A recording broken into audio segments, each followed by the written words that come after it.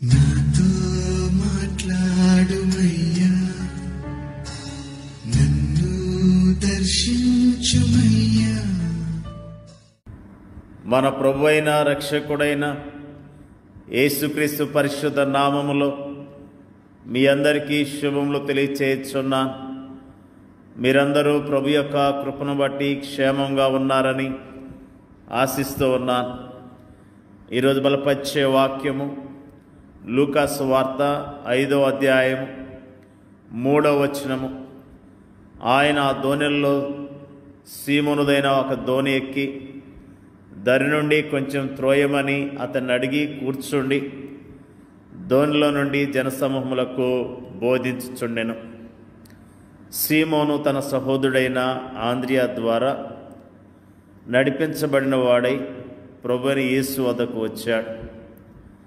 ప్రభు అతన్ని చూచి కేఫా అని పిలిచాడు. ఆ మాటకు రాయి అని అర్థము. కేఫా అన్నా పేతురు అన్నా ఒకటే, ఎందుకంటే ఈ రెండు మాటలు కూడా రాయి అనే అర్థాన్నే ఇస్తాయి కనుక. ఆ తరువాత ప్రభువైన యేసు సీమోను ఇంటికి వెళ్ళినట్లుగా లూకా సువార్తలో మనము జ్ఞాపకం చేసుకుంటున్నాం. సీమోను ప్రభువును ఎరిగినప్పటికీ, ప్రభు తన ఇంట్లోనికి వచ్చినప్పటికీ సీమోను ఇంకనూ సీమోనుగానే ఉన్నాడు. ఎందుకంటే అతడు తన జీవితాన్ని అనుభవపూర్వకముగా ప్రభువునకు ఇంకనూ సమర్పించలేదు. మనలో అనేక మంది విషయంలో కూడా ఇలానే ఉంది కదూ. ప్రత్యేకించి నూతన విశ్వాసుల విషయంలోనూ క్రైస్తవ గృహాలలో జన్మించినప్పటికీ ఇంకనూ ప్రభువుకు తమ జీవితాలను సమర్పించని వారి విషయంలోనూ కూడా ఇలానే ఉంటుంది. అయితే ఒక దినాన ప్రభు సీమోను దోణిను కోరుకున్నాడు. దాన్ని ఉపయోగించి విస్తారమైన జనసమూహానికి బోధించాడు. ఆ తర్వాత ఆయన సీమోనును చూచి, నీవు దోణిను లోతునకు నడిపించి చేపల పట్టుటకు మీ వలలు వేయడని చెప్పాడు. ప్రభు అలా చెప్పడం ఆ సమయంలో సీమోనుకు హాస్యాస్పదముగానే ఉండి ఉంటుంది. ఎందుకంటే అతడు మరియు అతని సహచరులు రాత్రంతా ప్రయత్నించారు, కానీ ఒక చేపను కూడా పట్టలేకపోయారు. అందుకే అతడు ప్రభును చూస్తూ, ఏలినవాడా, రాత్రి అంతయు మేము ప్రయాసపడితే కానీ మాకేమీ దొరకలేదు అన్నాడు. అయితే ఆ తర్వాత అతడు ఏమనుకున్నాడో ఏమో, అయినను నీ మాట చొప్పున వలలు వేతనని ఆయనతో చెప్పెను. వాస్తవానికి అతడు ప్రభు చెప్పిన వెంటనే ఆ పని చేసి ఉండాలి. కానీ అతడు తనకంతా తెలుసన్నట్లుగా తన ప్రావీణ్యతను గురించి అతిశయిస్తూ తన ప్రయాసం అంతటిని గురించి గొప్పగా చెప్పుకుంటూ అలా చేయటంలో ఏం ప్రయోజనం లేదన్నట్లుగా మాట్లాడాడు. ఆ తర్వాత నువ్వు చెప్పావు కాబట్టి చేస్తున్నాను, కానీ ఏం ప్రయోజనం ఉండదన్నట్టు అపహాస్య ధోరణిలో మాట్లాడుతున్నాడు. అయినను అనే ఈ మాటను మనం జాగ్రత్తగా గమనించాలి. అతడు యజమానుడా అనే అర్థమిచ్చేలా ఏలువాడా అని ఒకవైపు మాట్లాడుతూనే మరోవైపు అయినను అని అతడు అంటున్నాడు. ఇక్కడ మనకు సంపూర్ణ విధేయత కనిపించట్లేదు, కానీ కొద్ది విధేయత మాత్రమే కనిపిస్తుంది. అయితే ఆ తర్వాత అతడు వలను నీళ్ళలోనికి వేయగానే వల పిగిలిపోయేంతగా విస్తారమైన చేపలు పడ్డాయి. ప్రభు మాట శక్తివంతమైన మాట, అది నెరవేర్పులోనికి వచ్చే మాట. ఆయన చేపలు పట్టుటకు మీ వలలు వేయడని చెప్పాడు, కానీ ఖాళీ వలలు పైకొచ్చుటకు వలలు వేయడని అనలేదు. చేపల పట్టుటకు అని ఆయన పలికిన మాట వారు ఊహించినంతగా కార్యరూపంలోనికి వచ్చింది. మన ప్రభు వాగ్దానాలు నెరవేర్చేవాడు. అయితే విశ్వాసంతో ఆయన వాగ్దానము హత్తుకునేందుకు బదులుగా మనము మన అవిశ్వాసంతో వాటిని కుదించి వేస్తూ ఉంటాం. అప్పుడు ఒక అద్భుతమైన విషయం జరిగింది. సీమోను పేతురు అది చూచి యేసు మోకాలు ఎదుట సాగిలపడి, ప్రభువా, నన్ను విడిచిపోము, నేను పాపాత్మునని చెప్పెను. సీమోను కళ్ళు తెరవబడ్డాయి. యేసును ప్రభువుగాను రక్షకునిగాను పరిశుద్ధునిగాను గుర్తించాడు. తాను పాపినని గుర్తిస్తూ ఆయన పాదాల చెంత రోధించాడు.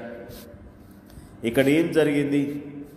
ఒక వ్యక్తి తాను పాపిగా గుర్తిస్తూ తాను పాపినని ఒప్పుకుంటూ రక్షకుని పాదాల చెంతకు చేరాడు.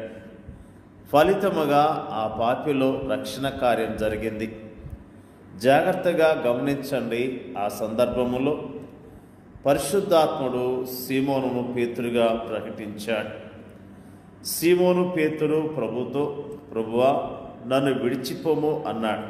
అయితే ప్రభువు పేతురును విడిచిపోలేదు. కానీ భయపడకము, ఇప్పటి నుండి నీవు మనుషులను పట్టువాడవై ఉందువని అంటూ అతన్ని ధైర్యపరిచాడు. నేను నిన్ను విడిచిపోను, కానీ నీవే నన్ను వెంబడించు అంటూ అతన్ని నడిపించడం ప్రారంభించాడు. అతని జీవితంలో దేవుని ఉద్దేశము సఫలీకృతమైనట్లుగా కడవరకు అతన్ని నడిపించాడు.